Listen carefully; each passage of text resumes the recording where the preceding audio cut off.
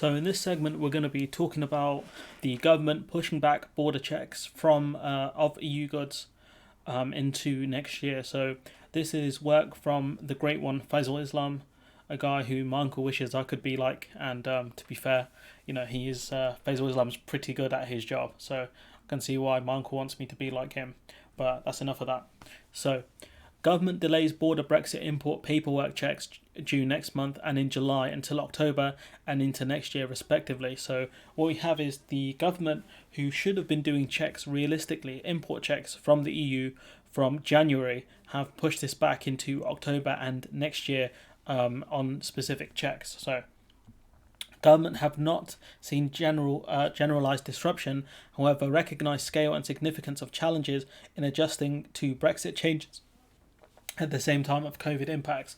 And the government is very quick to blame COVID for a lot of the issues here, when we knew last year that there were problems. Liz Truss actually leaked a letter that she had sent to Michael Gove and to Rishi about the problems that the borders are going to have, basically. And so this argument that they're going to come out with, oh, it's COVID, we were all ready, but then the economy tanked, and then because of COVID we're slowing things down, when realistically it's because they don't have the facilities. In the words of Big Shaq, big man, have you got the facilities for that though?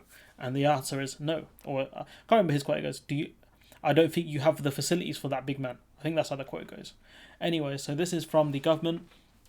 So we are therefore announcing today, obviously not today, but a clear revised timetable for the introduction of controls. So pre-notification requirements for products of animal origin, POAO, certain animal products, APB, and high-risk food not of animal origins. So the stuff that the EU would typically do checks on now from the UK. So animal products, live animals, all that stuff, and some plant-based products.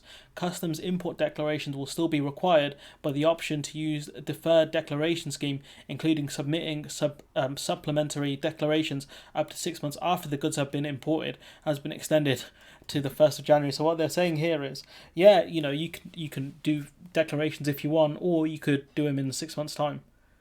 Like what? Safety and security declarations for imports will not be required until the 1st of January 2022. Physical SPS checks for animal products, certain APB, all the stuff mentioned up here, and NRFNAO, so high risk food not of animal origin, will not be required until the 1st of January. At that point, they will take place at border control posts. Physical SPS checks on high-risk plants will take place at border control posts rather than at place of destination as now. This is all specifics of the things that they were meant to implement from January. They kicked it into July, and now they're kicking it into next year. And I would not be surprised if they kicked it again into next year. So he talks about pre-notification requirements, all this stuff being pushed into, deferred declarations until January 2022, and live animal checks will not actually happen until March 2022. So literally about a year. So they need an extra year to figure all this stuff out. That's how bad it's being.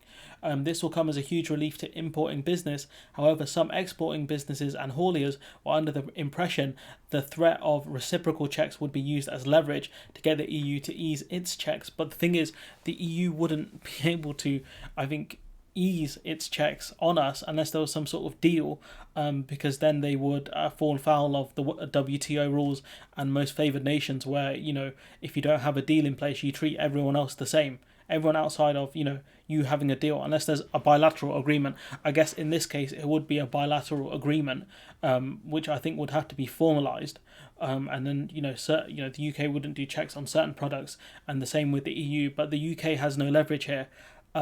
Because we don't have a leg to stand on, because we're not going to actually do these checks. So, what we're going to say to the EU, if you stop doing checks, so will we. And then the EU are going to be like, you're not doing checks. And the UK are like, yeah, that's right, but in the future we might not. And the EU are like, you get there and you come back to us, big man. That's what's going on here. So, the government revealed a significant preference to continue to wave through imports that keep supermarket shelves stocked, because as we've mentioned before, they don't want a food shortage. Exporters facing problems with post-Brexit non-tariff barriers.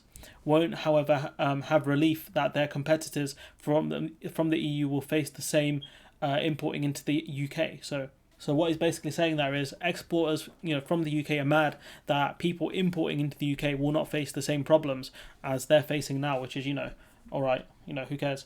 Lord Frost, we will now introduce border controls broadly 6 months later than planned to give traders time to focus on getting back on their feet as the economy opens up after a difficult year. And they're going to use COVID as a cover for a lot of the problems with Brexit. And that's, going to be the story of the year, really. And we go to, this article from the BBC, which is probably written or co-written by Faisal Islam, where he talks about, a lot of the stuff we've just mentioned there. But, he goes into specifics here about which checks. So importers of animal products will have to pre-notify officials from the 1st of October rather than next month. So that's a change happening this year rather than next year. Safety and security declarations on imports will be pushed back from July to January. Customs declarations will be required at the point of import on all goods from the same time. Checks on live animals and low-risk plants will take place from March, as we've mentioned before. The thing is, though, to have some of these things checked, you need certain experts, like veterinarians, to actually carry out these checks. And a further issue is that, as someone pointed out to me a few videos ago, that it takes 5 years to train a veterinarian. So, you can see there are going to be massive problems when it comes to doing checks. The British Retail Consortium, which represents everything from major supermarkets to fast food chains and online businesses, said it would have been foolhardy not to delay checks given the current state of border infrastructure and IT systems. Its director of food, Andrew Opie, said the new timetable had come in the nick of time, because the government doesn't actually plan things out. With many border posts little more than a hole in the ground. That's comical. They were saying they urged the government to, not to do this. So Shadow Labour Cabinet Office Minister Savas Gove's opposite number said the government's chopping and changing of rules smacks of ill-preparedness and incompetence. They have had years to prepare for this, but can't stop missing their own deadlines. That's not a shocker here. It's pretty funny, to be honest, that the ones who wanted Brexit can't even prepare for it. The government need to pull their sleeves up, listen to businesses who have been desperately coming forward with practical solutions and get this sorted. The thing is, unless you get a bilateral agreement with the EU, if we don't do the same checks we do on EU goods as goods from other, World Trade Organization countries, we will end up getting sued by them because the US are going to say, look, our goods are getting checked, but the EU's goods are not getting checked. You don't have an agreement with them. That breaks WTO rules. You're going to get sued. China could do the same. India could do the same. Heck, even big man Bangladesh could do the same. It's embarrassing. So this is analysis from Faisal Islam. This extension is not ideal, but it does mean the supermarket shelves, for example, should be kept relatively well stocked during the recovery from the pandemic. But what's going to happen after the pandemic? Because the government needs 50. They said they needed 50,000 customs agents. How many of those customs agents have they got? Because they will not tell us how many they've got trained. It is far from clear that all port infrastructure would have been ready to cope with these import arrangements. It is theoretically possible that other countries exporting to the UK would argue these grace periods violate World Trade principles on offering the same access to all countries. I think that's called Most Favourable Nations, MFN. In practice, in the middle of a pandemic, it seems unlikely that a few months continuation of favourable import arrangements for EU firms would really lead to a significant backlash. Bro, you don't know the sharks in the WTO if you think that, because the US will be ringing. Biden's already not happy. British exporters are facing non-tariff barriers in trade with EU and even Northern Ireland, might however express concerns about the impact of EU competitors having ongoing free access to the UK market. It's very unfair that is the case, but that's as a result of this government and their lack of preparedness. Effectively, there has been a post-Brexit transition period, but only for EU firms exporting to the UK. And that's the point, that it is unfair for companies that import as opposed to companies that export to the EU. But at the same time, we do not have the facilities for this, big man, to do these checks, and that's the problem. We go to this tweet here, which I found pretty funny, from a man called Michael M. So instead of a 2-year bilateral transition extension to protect UK exporters, which is something the EU actually offered, UK government policy has ended up a unilateral 2-year transition period to protect EU exporters, and the benefit of the world smugglers. I've seen from Dr. Anna Jelzeska where she said the smugglers' point wasn't that big a deal, because it's, the smugglers are going to smuggle. But the point is, we could have had a 2-year extension, transition period, but the government said no, and now the EU have a 2-year, unilateral extension for EU exports where they won't have to deal with this. And if you want if you want some of the real gems here, which is that Liz Truss actually warned about this last year. The Wally with a brolly. It's no longer Steve McLaren, it's you, Liz Truss. But this is the leaked letter I was talking about, where you can read it entirely. I'll link this article below, but it basically says that, as the letter is revealed in full for the first time, the International Trade Secretary's correspondence highlights 4 areas of concern: the risk of a challenge from the World Trade Organization for the UK's desire for no border checks for EU imports to Great Britain for the first 6 months of 2021, the lack of plans and timescales for tariff declaration systems, border controls, and necessary infrastructure for ports in the UK. And this is something Liz Truss was warning last year, because it's going to be her responsibility to get deals and stuff over the line. And the thing is, what she's saying is she's trying to cover herself here by saying that, look, it's going to be a struggle for me to get certain deals because we're giving countries free access to the EU. So, it's not a tough one to figure out here.